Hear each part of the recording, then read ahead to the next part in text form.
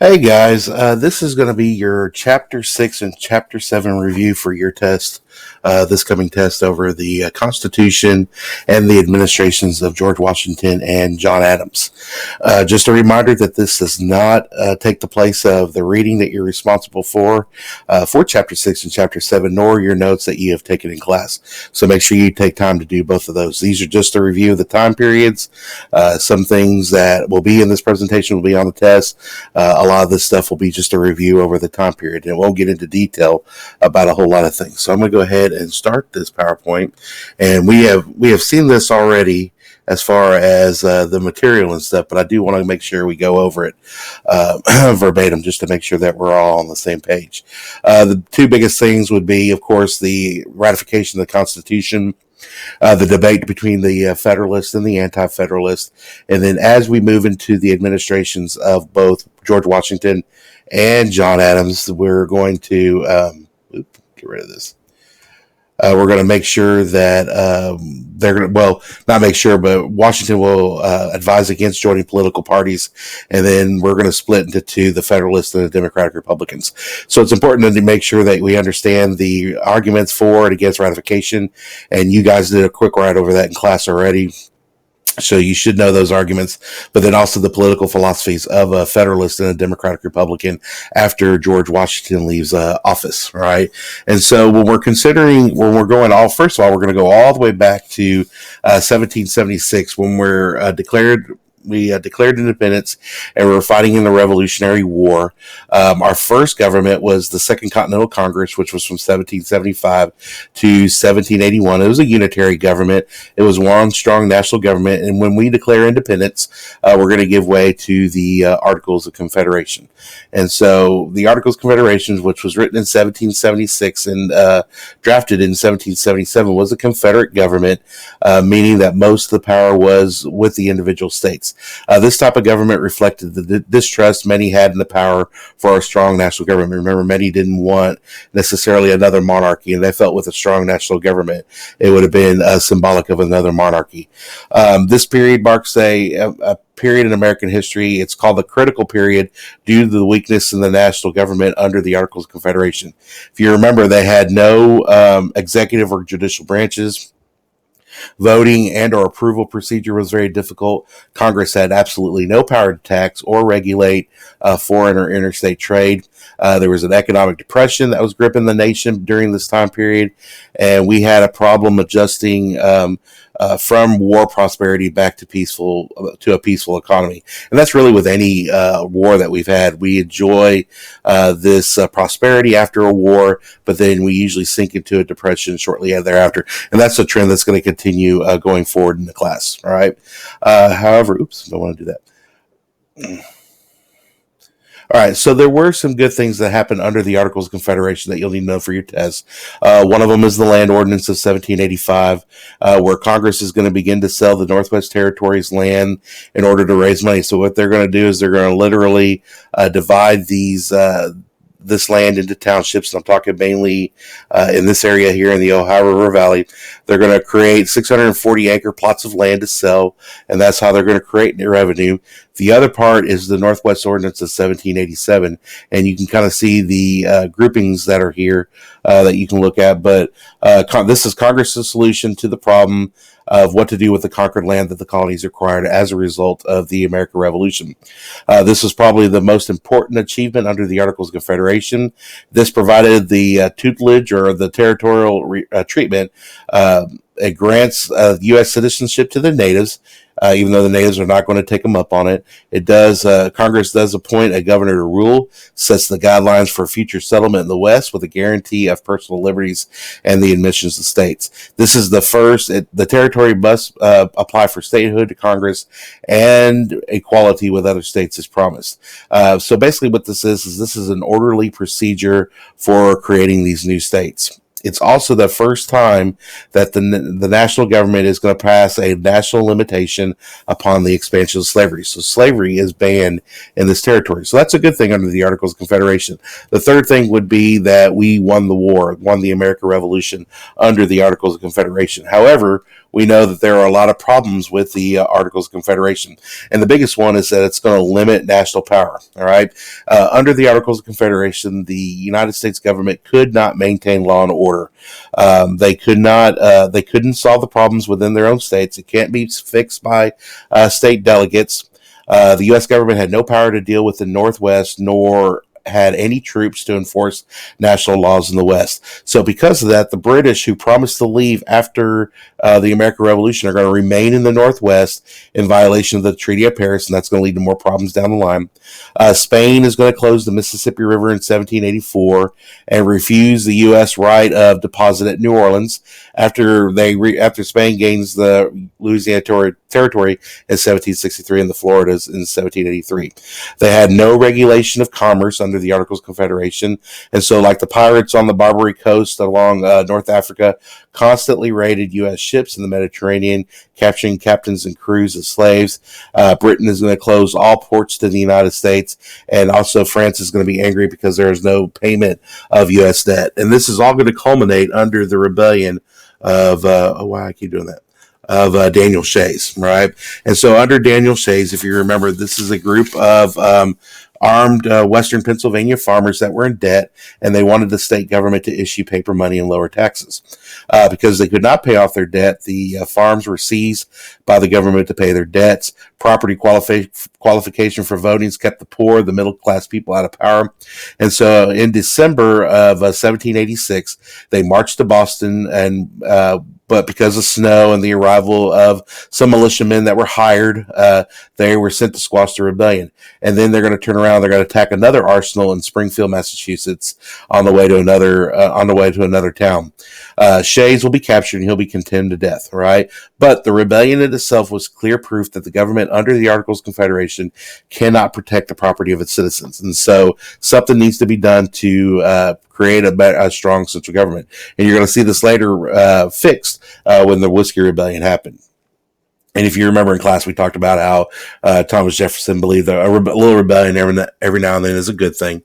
All right, and so they meet in Annapolis, and they determined that because of commerce regulation and other things, that they decided that they're going to meet in 1787 to possibly discuss either the revision of the Articles of Confederation or creating something altogether, and that's going to lead to the Constitution. All right. So all in all, 55 delegates are going to end up in Philadelphia, led by George Washington, who was the president of the convention. James Madison, who is the secretary of the convention, will be known as the father of the Constitution because of all the notes he took. Benjamin Franklin was 81 years old. He was an elder statesman. Some conservative wealthy men were there, such as Samuel Adams, Thomas Jefferson, John Hancock. They were not there. Since 12 states were represented, there's many compromises in order to accomplish a goal, and we went over those compromises all together. One of those is what to do about representation, and the Virginia Plan, which was proposed by James Madison, favored the larger states with a two-house Congress with representation based on population for each state. The national government was to be divided into three branches with separation of powers and checks and balances among the three branches. The New Jersey Plan, also known as a small state plan, was a one-house Congress with equal representation by the states. And so what are we going to do? We're going to end up compromising. So the Great Compromise, which was created by Roger Sherman of Connecticut, wanted an upper house known as the Senate with equal representation based on states and a 6-year term. And then the lower house, which is the House of Representatives with representation based on population, which each state having each term was a 2-year term. All right. And so that's how we solve the representation in there. The structure of the national government you can see on your screen. None of it really is going to be on your test as far as knowing the branches of the government. You do see how they do fix a lot of problems. They can collect taxes. They can make treaties with foreign countries. They can maintain an army and a navy. They can coin and borrow money.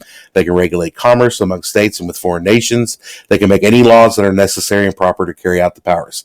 And they're going to use the elastic clause, which means that they can stretch the Constitution to mean different things. And that is a federalist idea where you can twist the words of the Constitution to mean different things. It's also important to know that the Constitution is to have supremacy over the individual states. So you need to remember that supremacy over the individual states. All right. And so other compromises that were laid out, the 3/5 compromise, obviously this is going to favor the South because they're going to have more people counted towards population. A slave is going to count as 3/5 of a person in determining the state's population. The Constitution actually does not use the word slave. Instead, it uses people, a person held in service, or all other persons. Women, blacks, Indians, and poor whites were excluded from voting, education, and property ownership. All right. And then the other one is the Slave Trade Compromise, which is going to ban the importation of slaves by 1808. All right, and so now is the fight for ratification. Now, there's going to be a lot of questions on the test dealing with the difference between Federalists and Anti-Federalists. Remember that Federalists are going to be for the ratification of the Constitution, whereas Anti-Federalists are going to be against the ratification of the Constitution because they feel like their individual rights are being taken care of. Are going to be violated. And so in order for the Constitution to be ratified, 9 of the 13 states had to ratify it. They knew that in order to ensure ratification, New York, Massachusetts, Pennsylvania, and Virginia all had to pretty much ratify it because they were the most populated of the states. All right, so starting with the Federalists, led by James Madison, Alexander Hamilton, and John Jay. These guys were supporters of the Constitution. They aggressively lobbied for its approval. They wanted more power for the national government. They wrote a series of essays called the Federalist Papers in order to swing the state of New York for ratification. Alexander Hamilton, being the most highly participant of these Federalist Papers, wanted to keep the power in the hands of the elite and to avoid popular influence. And so there was a general fear that this the people that did not have power to vote would drive the power of the national government. And so he also believed in property qualifications for voting and for citizenship. And a big reason why is to eliminate any foreign influence into any opposing political party, but we'll get to that later. All right, the Anti-Federalists, they favored state constitutions with limited executive authority. They were for state rights. They were afraid that the new government would not protect the rights of their citizens. So they were for the slave states. They feared the loss of their individual liberty. They felt like that their main source of support was from small farmers, and this would lead later on to resistance of these small farmers, mainly the Whiskey Rebellion. Their key supporters were Patrick Henry, Samuel Adams, John Hancock, Richard Henry Lee, Elbridge Gerry, which will be on the test, George Clinton, and Thomas Jefferson. You'll actually read a little ditty about Elbridge Gerry, so you need to know that he is an anti-federalist. Every single one of them is going to played a key role in the American Revolution. They were all revolutionaries, and now they are fearful that the government that's being created is one that's going to mimic a monarchy. All right. With the passing of the Bill of Rights in 1788, the Constitution will be ratified, and in January of 1789, national elections will be held. All right.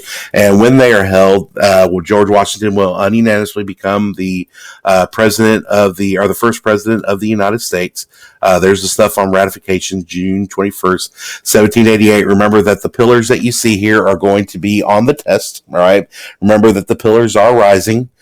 So remember, the ratification process is going to be something that maybe a Democratic Republican later on, as they form a constitution, would be opposed to because it supports a strong central government.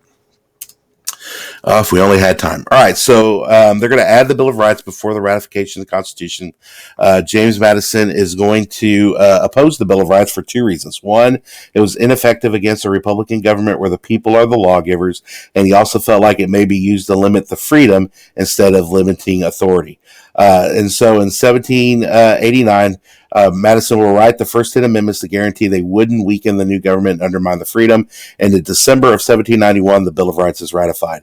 And this includes your freedom of religion, press, speech, right to assemble, petition the government, bear arms, the right to trial by jury, forbidden general warrants, excessive bail, cruel and unusual punishment, and the quartering of troops. All right. And amongst the other 10 amendments there, the key one, though, is the one I want you to look at here is the 10th Amendment. All right. Where anything that is not mentioned in the Constitution is reserved for the states. All right. I'm going to mention that again. Anything that is not mentioned in the Constitution is reserved for the states. And that's the 10th Amendment.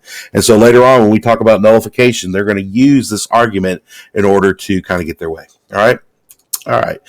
We already talked about Washington being unanimously elected, and we talked a lot about the cabinet members that were all included here. The Judiciary Act of 1789, which gives some power to the judicial branch. There were several precedents that were established, like the 2-year term. The cabinet, the vice president, the speaker of the house was created, 2-term tradition, neutrality, and foreign affairs. The resign over a principal difference between this happened when Jefferson resigned over the French alliance, showed kind of the character and conviction of Thomas Jefferson. The use of troops for domestic reasons through the Whiskey Rebellion, the political asylum, where granting safety to non-U.S. citizens of our country, and the development of the two-party system. All right. All right, so the next thing we're going to talk about is Hamilton's economic plan. All right, so remember that this is something that's debated between Jefferson, who believed that that the nation is an agrarian government, it's a country of agriculture, whereas Hamilton believes that this is a country of manufacturing and industry. It'll be a continuation, and as you see this go into the future, Hamilton's plan is going to get passed because we're going to move the capital to Washington, D.C. That was the big compromise. Remember that as a continuation, if you look at our economy today, we've got business leaders, we are an industrial nation, and we rely upon that for our thriving of economy, right? Remember the acronym BFAT, and I'm not going to really get into the details of Hamilton's plan, but he wanted create the Bank of the United States to manage revenue, currency, and debt. He believed that America's future depended on the expansion of industry and commerce, and so we needed large amounts of capital in the hands of people willing to take risk investing and restoring national credit. American investment would be attractive to foreigners as well. The funding the national debt and the assumption of state debts would create private or potential investors. Reward the rich, and they'll invest in hire people to help the middle and the poor class. All right. So one thing is the assumption of state debts is to pay off the debt so the budget is balanced. Another one is if you pay off state debts, you have the more national government control if the national government assumes all the state debts. And so anybody in the South, Maryland, Virginia, North Carolina, Georgia, had already paid off their debts, and so they would have to give up, or they would have to repay a lot of the debts that were accumulated by the North. Funds are going to be raised through the tariff, through the excise tax on whiskey, also the sale of Western land, which we have already talked about, and this will create a big rift between Hamilton and Jefferson/Madison.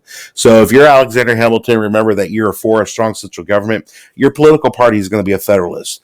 You believe in the elastic clause. You believe in loose interpretation of the Constitution.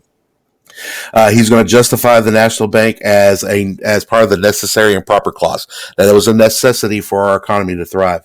That he's going to support industry and commerce. This was greatly supported by people in the Northeast, and they were pro-British, and we'll talk about that in a minute. For Jefferson and Madison, they believed in strong state governments. They argued for strict interpretation of the Constitution. They believed the Constitution didn't empower Congress to issue charters, and a bank requires a charter. He supported plantations and farms. They were greatly supported in the South, and they were pro-French. All right. George Washington, he stood above politics and never took sides. And in 1792, he was reelected. All right. So talking about the Whiskey Rebellion, the Whiskey Rebellion is an example of the strength of the national government. And I'm trying to find it in my notes. Where are you? Where are you, Whiskey Rebellion?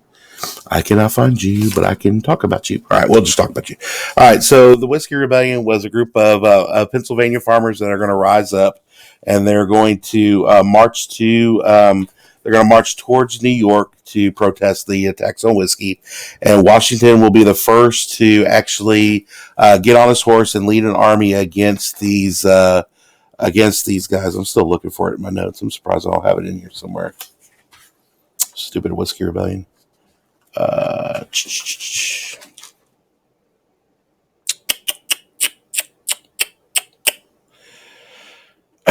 that mean there's no questions on the Whiskey Rebellion on the test? Maybe not.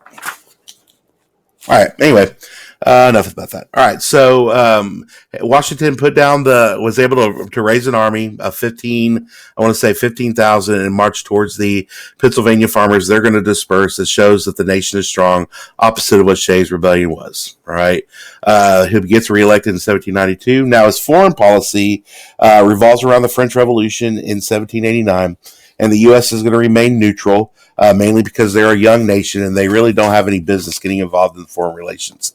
In 1790, the possibility of a war between Spain and England existed, and Jefferson wanted Spain and England to make bids for American neutrality, but Hamilton was reluctant to offend England and sought U.S. neutrality. Because remember that Hamilton, as a Federalist, was in favor of a relationship with Great Britain for their trade.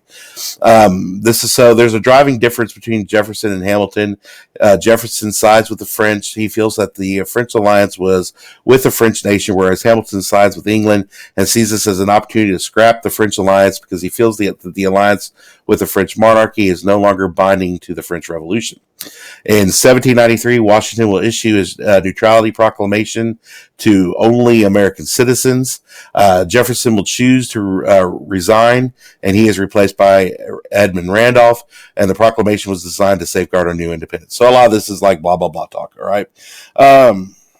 Let's see what else on American foreign policy. So we know that because of the relationship with Jefferson and the French and Hamilton and Great Britain, that this is going to be a driving division between the two. And so the impact of the French Revolution is going to lead to Jay's Treaty, right? So Jay's Treaty you see on the scene. John Jay was in excellent position to follow through on Jefferson's original recommendation to convince the British to make concessions to continue American neutrality. Edmund Randolph agrees to this idea, wants an armed neutrality agreement to bring the pressure on England to stop the seizure of neutral shipping. U.S. neutrality would guarantee the U.S. won't ally with other neutral countries. Washington is persuaded by Hamilton to reject the alliance with other neutrals like Spain and Denmark, and Hamilton tells the British Prime Minister of Washington's decision. Therefore, Britain feels safe and concedes a little in the treaty. All right. So Jay's Treaty is reluctantly signed in 1795 by George Washington, approved by the Senate, and it really does not go over well with the people in the United States. They don't like the treaty because the Britain was still in the West, in the frontier, still impeding on Western expansion. All right. So according to the treaty, England was to surrender the Northwest Post if America continues English fur trade with the Indians there. Payment for American ships would cease if America paid pre-Revolutionary War debts to British creditors. They refused compensation for American slaves kidnapped or freed by the British in the Revolution, and they had no guarantees against the British impressments of seamen. And that's going to be a touching point because that's going to lead to the War of 1812. They required the U.S. to give up neutral shipping rights for the rest of the war, and both Britain and America have the right to navigate the Mississippi River through the Spanish territory to the sea. All right. And so there was a lot of problems with this treaty. For one, it did nothing about impressments, which is going to lead to the War of 1812. And it did little to promote trade with the West Indies. And it's only going to sink the Federalists and the Democratic Republicans into further entrenched in their own political parties. All right. All right. And so with that, so make sure you know that for Jay's Treaty. We've already talked about precedents. All right. Before I get to his farewell address, a couple of other things that you need to know. One, in dealing with the Native Americans in the West, and I might have this somewhere actually. Let me see here. All right. As far as the natives in the Republic, they are going to get ignored by the Constitution. They were never considered citizens, and because of this, in 1795, they're going to sign a treaty called the Treaty of Greenville. After the defeat of the Indians at the Battle of Fallen Timbers. According to the treaties, the Indians gave up most of the territory in the present state of Ohio. So once again, here you see the Americans continue to move west over the Appalachian Mountains. Well, there's a problem with that, and that is that the Spanish are going to own a lot of territory in the West. So I'm going to jump back here. I'm not sure if there's much said about Pinckney's Treaty. But you do need to know about Pinckney's Treaty. It's not in here. I should have gotten a slide on this. Anyway, all right, so let's talk about Pinckney's Treaty for a minute. It's a treaty that was established in 1796 between Spain and the United States. It was negotiated, obviously, by Charles Pinckney, whereby Spain would give the United States, number one, free navigation of the Mississippi River, which would benefit Western farmers. The right to deposit at New Orleans to unload ships without any duty payment, the acknowledgement of the 31st parallel of the southern boundary and the western boundary of the Mississippi. It was also a promise to prevent Indians of each area from entering the territory of each other. All right. So who's this going to benefit? This is going to benefit people to the west of the Appalachian Mountains, people like Kentucky and Tennessee and the Ohio River Valley and those areas there. This treaty is the opposite of what Jay's treaty was because we got everything that we wanted. We were able to navigate the Mississippi River. We were able to get goods in through New Orleans and up the Mississippi River. And it's also going to reduce the tension because of Western expansion between the United States, Spain, and also the Native Americans.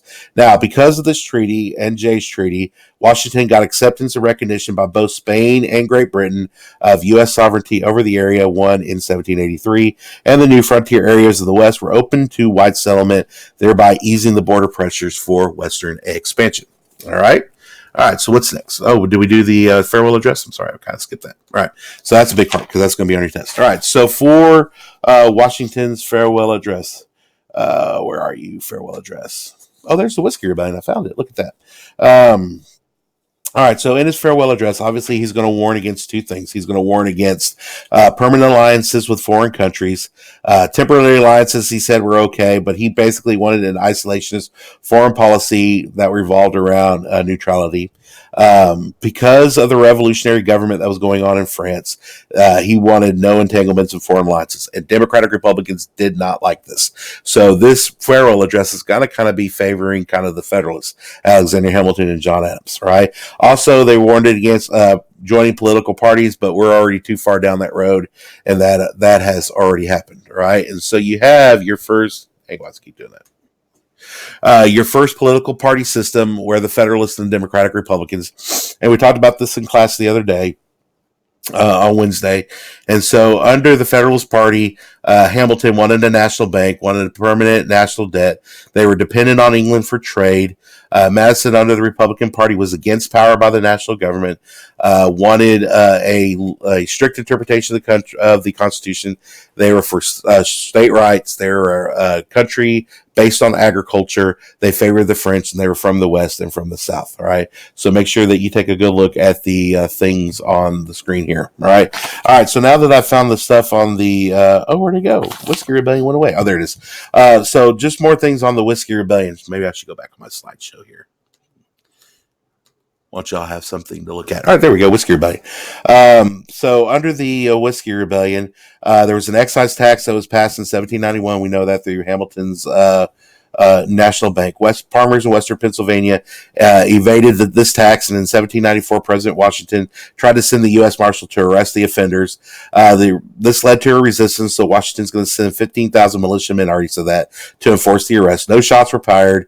Washington implies that it was actually the Democratic Republicans had something to do with it, and so many of these clubs are going to dissolve. Once again, shows that it is strong. All right?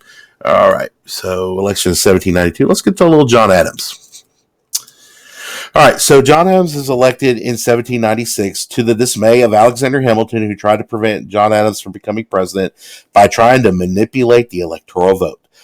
This was easy to do as the Constitution was set up as a partyless government, so each elector can cast 2 votes without a preference for president or vice president. So the candidate with the largest vote became president, second largest became the vice president. Hamilton's plan was that if all Federalist voters voted for the 2 party members, a tie would result and the House of Representatives would have to select a president, and it probably would have been Thomas Pinckney of South Carolina. Hamilton would favor Pinckney because Hamilton could manipulate him, but it failed because supporters of Adams scattered their second vote along with Connecticut and New Hampshire.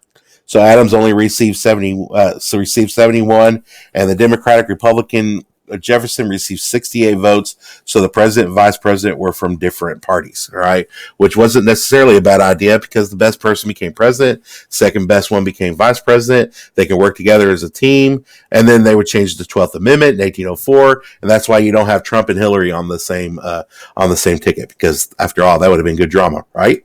All right, so some things under Adams. He had to believe in a strong executive government. Remember, he's a Federalist.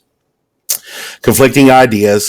He had his loyalties, and he tried to stay above party politics, and he every now and then he succeeded.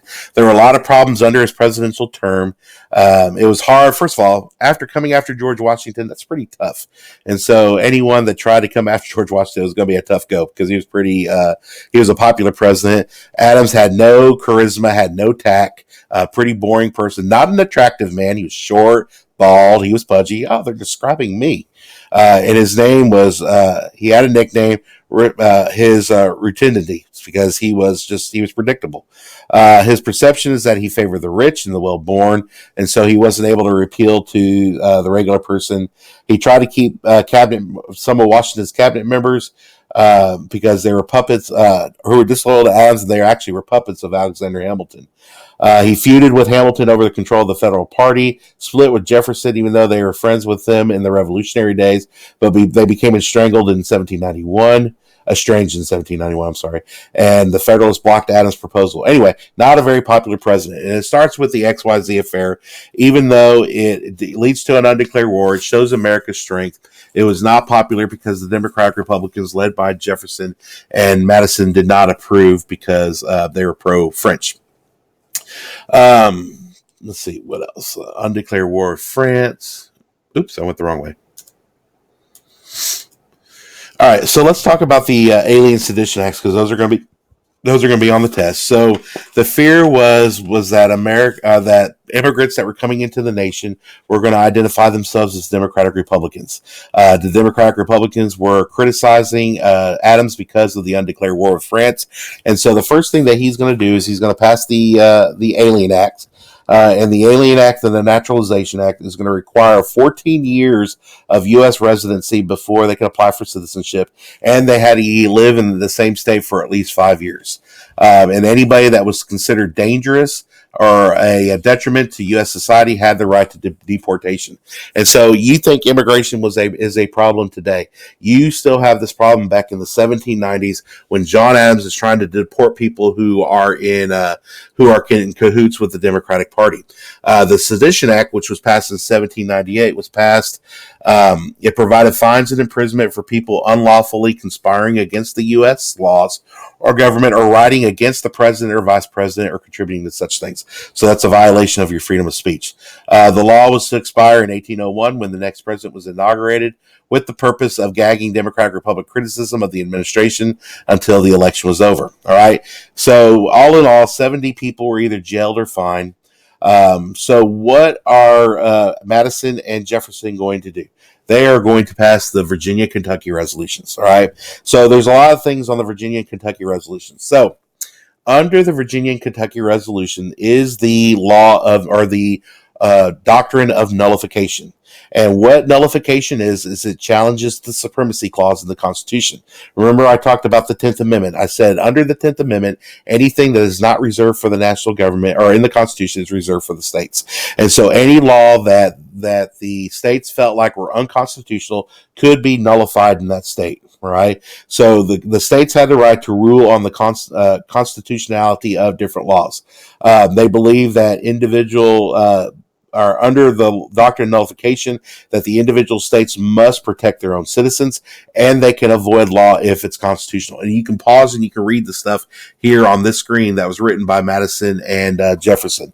So any law that they feel were unconstitutional, they can nullify it. Now, once you nullify it, you have a decision to make whether or not you're going to send in either the U.S. Army or whatever to enforce the law. All right.